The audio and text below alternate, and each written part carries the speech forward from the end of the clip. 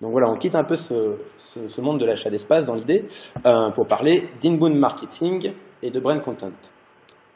Pourquoi je vous ai mis cette image-là? C'est tout simplement comme dans un parc d'attractions, on va dire, assez innovant et improbable.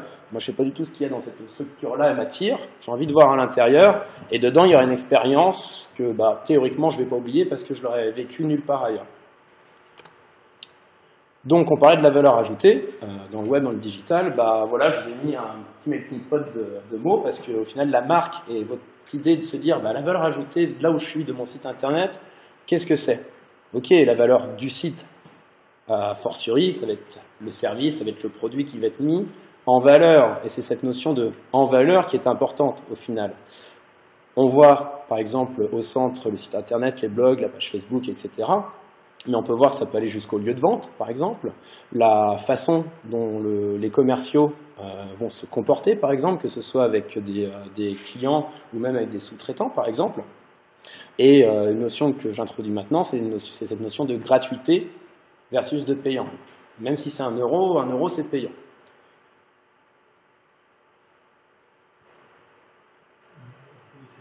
Bien sûr. Pas de souci. On va revenir après sur ce petit nuage de mots-clés au final, puisque bien évidemment, un groupe Facebook ou une hotline ou des sites dédiés, ça reste que des supports.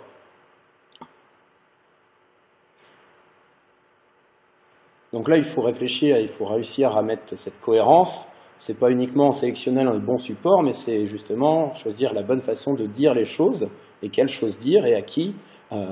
Au sein de chacun de ces supports et tous les supports entre eux, si mon commercial et finalement mon compte Twitter, il dénote et il n'y a aucun rapport dans la culture, dans plein de différents items qu'on pourrait imaginer, ça va clasher et ça va paraître bizarre ou peut-être négatif, justement. Je vais continuer. Donc voilà, pour résumer en gros, il y a une slide super importante pour justement séparer un peu les deux choses. C'est la partie push, ou alors on peut dire outbound marketing, ou alors marketing sortant, c'est-à-dire je vais aller attaquer, c'est cette image, cette première image de la Seconde Guerre mondiale, ou le mode pull, où je vais dire voilà, je vais disséminer des contenus, des informations qu'on va voir divertissantes, utiles, en tout cas pertinentes, et je vais faire en sorte que les gens viennent les voir ou sachent que je suis là, ou à la limite, comme avec Google en SEO, si on tape les bons mots-clés, je sais au moins qu'on va me trouver. Le mode pull, c'est justement cette notion, on ne va pas aller mitrailler, on ne va pas aller attaquer, on ne va pas aller forcer la main en fait du prospect ou du client. Et donc, le stéréotype, c'est justement d'aller faire de la publicité d'achat d'espace. Le spot publicitaire de 30 secondes sur TF1, c'est de l'outbound marketing, justement. Si Oasis fait un site internet dédié, justement, si vous avez vu, ou un petit film qui passe au cinéma, par exemple, mais qui n'est pas de l'achat d'espace, là on peut dire justement que c'est du marketing entrant. Parce qu'en fait, si vous avez bien vu, vous avez aimé une vidéo de 2 minutes d'Oasis avec une pomme, etc., par exemple, vous avez peut-être pensé y retourner de votre plein gré. Et ça ne veut pas dire que vous allez acheter de l'Oasis. Mais en tout cas, le matraquage publicitaire se fera de votre plein gré, dans un sens. Parce que la séduction s'est faite de votre plein gré. C'est un petit peu comme si vous rencontriez quelqu'un dans un restaurant. Si vous rencontrez un homme dans un restaurant et qui vous matraque de ce qu'il fait pendant 10 minutes et il ne vous écoute pas, en sens inverse, s'il vous pose 2-3 questions et que vous parlez, et à la fin il vous dit peut-être qu'une phrase, la phrase vous allez sûrement beaucoup plus la retenir que tout son charabia pendant 10 minutes. C'est un peu, pour une métaphore, c'est un peu ça, cette notion de outbound et d'inbound. Et donc, justement, c'est un terme inbound marketing qu'on doit à HubSpot, qui est une vieille start-up maintenant, qui date de 2004. Et ils se sont dit, voilà, nous, c'est un bon exemple justement de ce principe-là, ils se sont dit, nous, on vend un service qui va permettre aux gens de mieux se référencer sur Internet. Sauf que pour l'instant, c'est une version payante, c'est trop compliqué. On va faire une version réduite, fonctionnelle, et on va faire des articles pour expliquer cette notion, d'outil qui permet naturellement d'optimiser naturellement l'acquisition du trafic vers son site internet. donc en SEO. Et puis, on va se dire également, bah voilà, finalement, nous, on est en train de réfléchir à une façon différente de penser le marketing. Et c'est ça que je mets en avant à chaque fois avec cette agence-là, c'est qu'ils ont vraiment, plus que créer un service, ils ont mis un vrai concept tangible et qui est maintenant très très important au sein des stratégies marketing. Donc je trouve que ça, c'est justement l'archétype de, bah en fait, on ne fait pas du tout de publicité, on ne va pas utiliser d'achat d'espace, mais on va être malin et on va faire parler de nous naturellement. Donc ça, c'est un schéma qui ne vient pas de moi, mais je trouve joli et surtout il est vachement bien, je pense pas mieux. En rouge, bah, c'est tout ce qu'on parlait tout à l'heure avec les blogs, la création de contenu, des webinars, des infographies, etc. La notion de brand est importante parce qu'on peut très bien créer un article de blog. Par contre, on peut créer un article de blog en se disant, en fonction des précédents et des suivants, savoir une cohérence. Et puis tiens, moi je vais avoir un style d'écriture qui sera personnel et pas celui d'autres personnes. Bref, je vais commencer à me créer une identité. Après la partie à gauche, ben voilà, quand on crée des contenus, ben c'est toute la partie SEO, donc la partie pour optimiser le fait de se dire bah, je suis là, mes contenus sont là, si vous avez besoin des informations, je les ai créés, vous pouvez les trouver parce que j'ai optimisé tout ce qu'on peut rencontrer autour des SEO et du référencement naturel, qui derrière aussi est un très très gros palier de travail. Ici, bien évidemment, on a trois très grands corps de métier et d'expertise dans un sens. Le troisième, bah, c'est forcément la partie en rapport avec le web social, et ce qui nous permet derrière de faire finalement un cercle vertueux, puisqu'ici on retrouve la notion de community management, par exemple, de stratégie social média, puisque bah, si on a des contenus qu'on peut trouver, on peut aussi réussir à les placer malignement dans l'actualité, par exemple, du jour. Il y a sûrement, ça se trouve, vous connaissez Zero of CM, bah, voilà, tous les jours, il y a le community manager de SFR, n'importe quelle marque, même une PME avec un mec qui est plutôt doué, ou une start-up, et finalement, bah, il se dit, bah, tiens, on a fait un petit article sur ce sujet-là, sur Beckham, bah, il y a un truc qui passe sur Beckham, bah, tiens, j'en parle au bon endroit, et voilà, c'est malin. Et ça ne coûte surtout rien du tout en publicité. C'est quoi la technique qui va sur Excellente bonne question, puisque c'est les deux dernières notions. Il y a la partie, juste avant, la partie juste en bas, qui est l'idée de se dire bah, faut monitorer et savoir placer des métriques, bah, justement pour se dire bah, si les gens vont sur mon blog, il faut que je sache l'analyser. Si les gens cliquent sur un lien vers mon blog ou vers un article, il faut que je sache les gens combien de temps ils sont restés sur la page, par exemple. Également, c'est de se dire, bah, si je crée un article avec un pigiste, moi je veux que mon article il soit écrit en 2 heures ou alors il soit écrit en 5 heures. Mais voilà, c'est cette notion de mesure pour améliorer. Et au milieu, bah, c'est justement cette notion d'inbound marketing, c'est de créer un hub, justement. Et que ces trois notions, ce soit bah, juste, on va créer des contenus, et puis on va faire un petit peu de community management, et puis on va optimiser les 3-4 pages produits sur le site internet. Il faut que tout soit fait en corrélation, justement. Dans la flèche qui est en pointillé vert, qui retourne sur le hub. Ouais. C'est Inbound Link Generation. Donc en gros, ça veut dire que ça va créer des liens naturellement. C'est une notion qu'on va retrouver dans un schéma qui est dans 2-3 slides. Et c'est cette notion de, bah, vu que si j'ai des choses intéressantes à dire, les gens vont peut-être avoir envie de les partager d'eux-mêmes. De parler de mon blog en créant un article de blog sur leur blog. C'est cette notion de lien. Et puis cette belle phrase qui date du début de HubSpot, « Transform your marketing into something people love ». C'est un peu niais, mais je trouve que c'est quand même vachement bien. Donc voilà, par rapport à la publicité d'achat d'espace, je pense que quand on est d'une manière pragmatique, on monte sa boîte, ben on va avoir une équipe pour produire, le service, le produit, etc. On a une équipe de vente, et c'est ça surtout, c'est cette équipe-là qui est très importante aujourd'hui avec le web, c'est une équipe pour informer.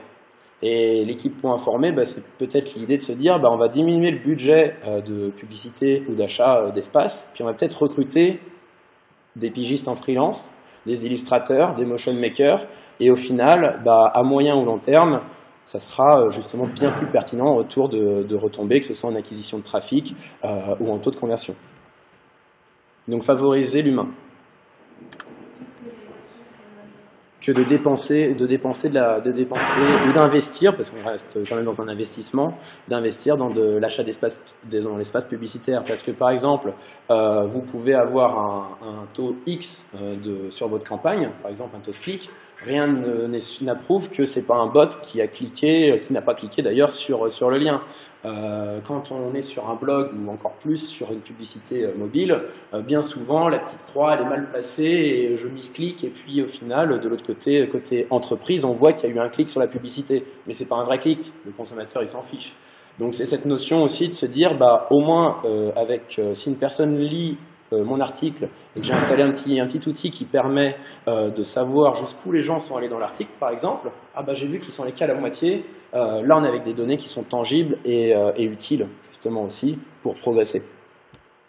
Donc ça c'est une autre vision que celle-ci, qui est plus pratique et qui permet de monter une campagne de communication digitale assez simplement avec ces trois notions-là.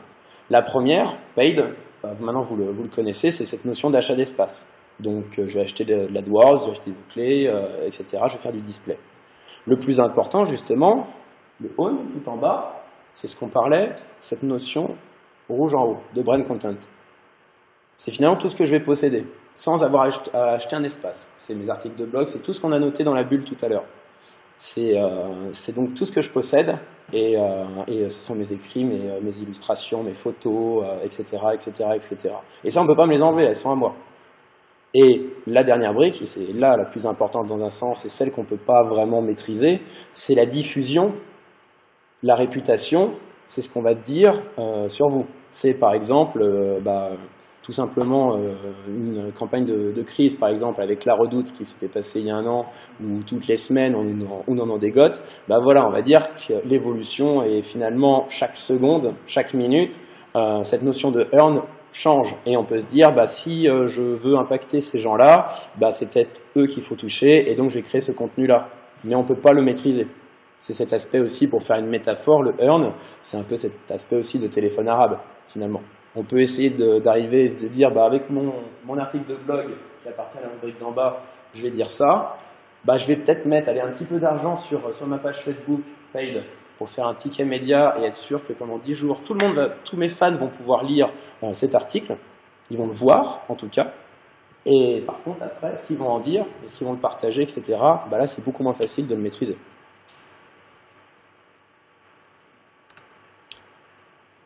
Après, donc on parle tout le temps de contenu dans tous les sens, etc. Au final, il y a un moyen simple de réduire ce champ des possibles entre des infographies, des vidéos, des articles, etc.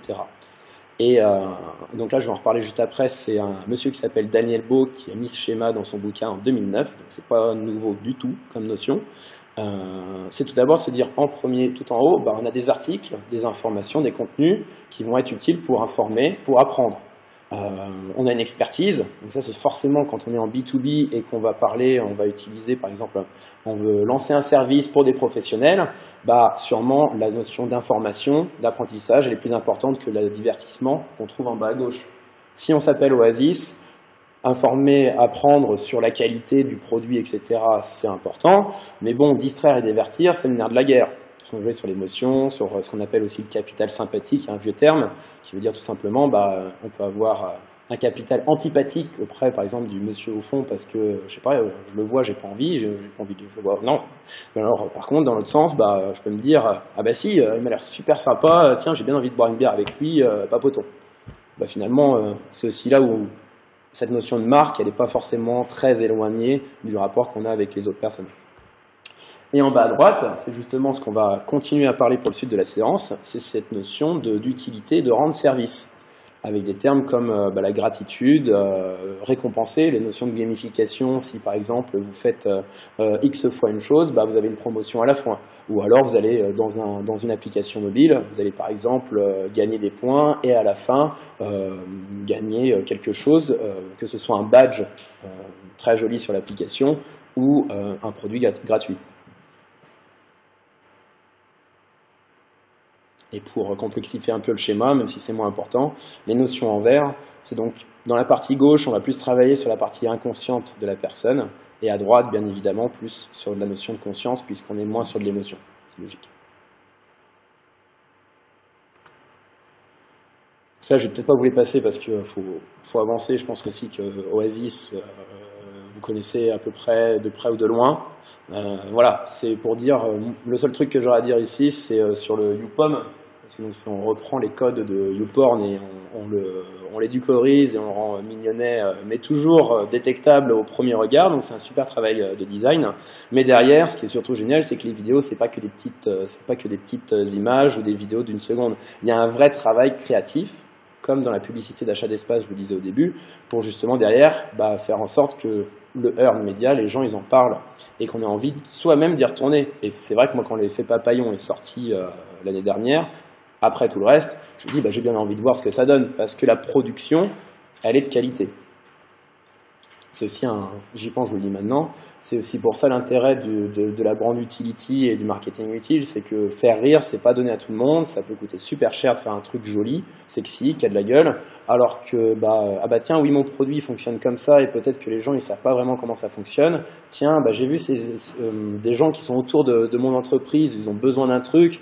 Peut-être que je pourrais faire quelque chose, ça tout le monde peut le faire. Au final, avec un peu de bon sens, et puis également avec moins d'argent, on peut sûrement arriver à des étapes de communication intéressantes. Ça, c'est justement un exemple académique pour moi. C'est un musée, c'est le musée de la Grande Guerre de Meaux. Donc quand on a un musée de la Grande Guerre 14-18, forcément, on ne va pas forcément intéresser beaucoup de gens tout de suite. Eux, ils se sont dit, ça ne sert à rien qu'on fasse de la publicité. Donc en gros, ils ont repris les correspondances de Léon et de sa femme, et il y avait des centaines et des centaines de lettres, et ils ont fait un travail d'historien monumental, et après ils ont tout redispatché sur une timeline de la page Facebook donc du musée, et à chaque fois, tous les jours, on voyait la correspondance entre Léon et sa femme, et on revivait vraiment lui au front, et ce que lui disait sa femme, donc forcément on a envie de suivre l'histoire par nous-mêmes. Ou pas, parce que c'est vrai que j'ai pas tout lu la page Facebook non plus. Mais voilà. Celle-là, je vais vous la montrer quelques secondes pour voir un petit peu l'ambiance. Non. Échec. Tac. Parfait.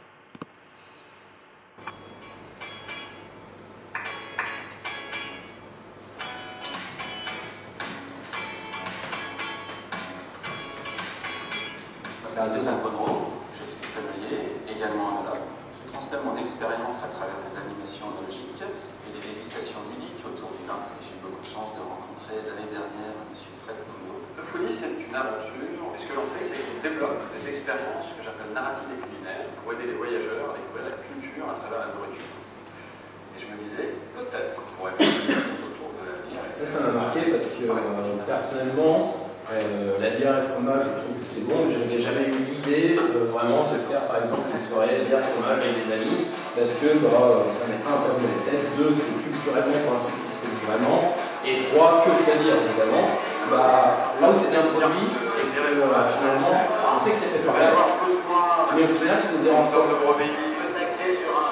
Parce que c'est pas un discours commercial, c'est un discours assez honnête, professionnel, avec des invités qui sont pro et pas des gens qui gueulent. Et maintenant, ça nous paraît en fait évident en 2015. Mais ce genre de choses, il y a 2-5 ans, c'était beaucoup plus rare sur le plan français. Et celle-là, d'autant plus que j'aime bien parce que c'est quand même très identitaire à la marque Lef, et je n'ai pas vu d'autres marques à ça. Et rien n'empêche un amateur, un artisan de bière local, un fromager de s'allier, faire ça pareil dans une ville de 95 au final. Pas besoin de faire de vidéo, on pourrait le faire avec des événements locaux et à leur dimension. La plombe de la fin. Tac. Donc on continue, c'est pour dire justement aussi que dans cette partie social media, il y a une notion qui est assez clé. Au final, si vous avez envie de dire comment je peux promouvoir quelque chose ou faire en sorte de parler d'eux, utilisez l'ego des gens.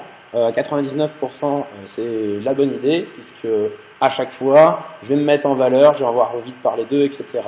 Donc, que ce soit pour des choses super bien, chaque fois c'est pas forcément mal, mais des choses super bien comme l'Ice Bucket Challenge, ils ont, grâce à ça et grâce à l'ego des gens, finalement, de montrer, de participer à ça. L'ego, c'est pas forcément négatif. Hein. J'ai envie de participer, je le fais aussi. Il y a un buzz interplanétaire et ils ont récolté des millions de dollars. Au milieu, ce qui est très intéressant, finalement, dans cette histoire avec la photo d'Hélène, c'est que c'est programmé par Samsung, c'est demandé par Samsung pour justement mettre en avant le produit. C'est la photo, je crois que c'est la deuxième photo maintenant la plus retweetée au monde. Et là, c'est pas un travail de publicitaire, c'est un travail de real-time marketing, de marketing en temps réel, et de se dire, bah, au bon moment, je vais capter les bonnes personnes et qui vont tous ensemble avoir une photo positive, cohérente, etc. Et là, l'ego, on ne joue pas sur, forcément, c'est pas l'ego des gens qui sont sur la photo, bien évidemment, ça c'est sûr, mais c'est plutôt les gens qui vont le repartager en premier, en deuxième, ou qui vont après en faire des mèmes, des pastiches, etc. Social Mega Ego, je mets juste GoPro, puisque forcément, depuis l'arrivée de la petite caméra, beaucoup de choses ont changé. Le dernier point plus important, c'est tout en bas. Il y a marqué, finalement, les mots sont peu importants, c'est juste l'idée. Il y a un hashtag, Cast Me Marc. Et c'est donc Marc Jacob qui propose aux internautes de se prendre en photo avec un produit de la marque et les meilleures photos seront sélectionnées. Et ce qui est intéressant dans le gain, c'est pas on va vous offrir 50%, non, c'est qu'on va créer après un événement où vous allez défiler comme un mannequin avec, je ne sais plus, 10 ou 20 internautes dans un événement qui sera créé pour vous. Donc en fait, là, l'ego, il est au maximum parce que c'est moi le mannequin avec des produits que j'aime, etc. Donc je vous laisse le lire en même temps. Je vais c'est pas forcément le plus important et il y a encore beaucoup de choses. Mais voilà, c'est pour vraiment lisez-le, c'est vraiment pour se dire, bah, il y a plein de mécaniques autour de l'ego pour se dire, bah, parce que je vais faire gagner mon entreprise, parce que me marrer tout seul, c'est franchement pas marrant, j'ai l'occasion de le partager en 2 secondes à mes amis, bah tiens, on va rire ensemble. C'est parce qu'il y a quelque chose qui se lance et bah, je vais être le premier à en parler, je vais être le premier à organiser avec mes amis, je vais être le premier à créer, si ça vous parle, le groupe du Weather Music Festival, donc, bah, je vais avoir de la renommée, de la notoriété derrière. Il y a évidemment cette notion de Life Bucket Challenge aussi, c'est que je le partage parce que bah, pour un monde meilleur, parce que je trouve que c'est utile et que ça me prend un clic d'aider les gens et d'être dans une notion aussi positive. Ou parce que juste c'est mon travail et il faut le faire. Celui-là, je vais vous le passer en très rapide.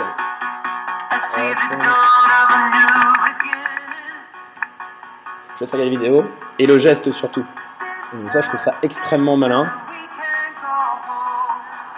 C'est qu'en gros, pour montrer la fonctionnalité du produit, et puis surtout le design du produit, et que ça se partage, en fait, ils ont monté une petite campagne, où là, c'est le teaser pour montrer le geste. Il faut prendre son téléphone, utiliser l'application avec Bit, et passer comme ça, et ce qui permet de faire ce geste, et de partager, d'être dans la communauté Bit également. Et là, le truc qui est génial, c'est que tout est centré pour faire en sorte que le consommateur soit l'acteur de la publicité, puisque c'est lui qui va mettre le produit en valeur avec son message, mais aussi avec une façon de faire. Voilà.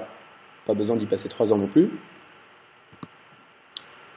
Là, cette slide, c'est pour se dire, bah, justement, on est arrivé aujourd'hui en 2015 et bon, alors je vous parle de la publicité, c'est plus compliqué, c'est plus complexe, allons faire de la création de contenu, voilà, la création de contenu divertissante, etc. Sauf que, vous serez d'accord avec moi, on a besoin d'une demi-année pour réussir à avoir tous les contenus qui sont pondus dans une journée sur Internet. Donc c'est vrai que même si on crée des contenus gratuitement, bah, c'est pas si facile que ça de faire sa place. Donc finalement, c'est de nouveau la guerre. Et donc pour montrer ça, j'aime bien cette petite image du Grumpy Cat. Voilà, on est Friskies, on met une petite image avec Grumpy qui est bien content. C'est du snack content. On va rigoler à ce truc-là quand on sera en train de regarder Facebook ou Twitter et qu'on va voir ça et on va rigoler. Mais bon, 10 secondes plus tard, on va l'oublier.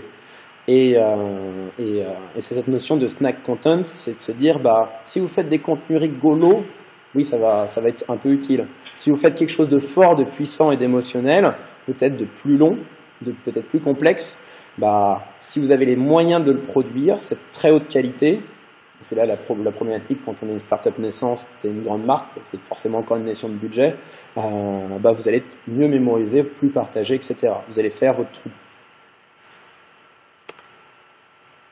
Ces 2 termes...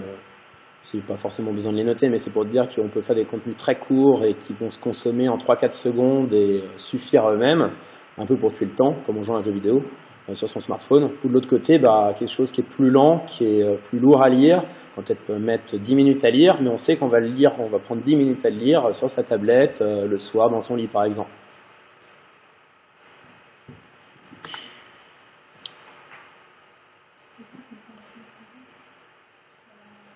Snack content, c'est comme c'est cette idée de la petite image rigolote du Grumpy Cat. C'est histoire de tuer le temps à la station de métro en attendant le train. J'ai un petit truc à lire, donc je vais aller chercher, ou alors j'attends, je regarde mon flux Facebook, Twitter, etc., mes flux RSS, et je tombe dessus. La partie slow, c'est plutôt une action où je vais le sauvegarder, où je vais prendre le temps de le lire, parce que c'est quelque chose qui va être beaucoup plus pragmatique et utile, qui va me servir.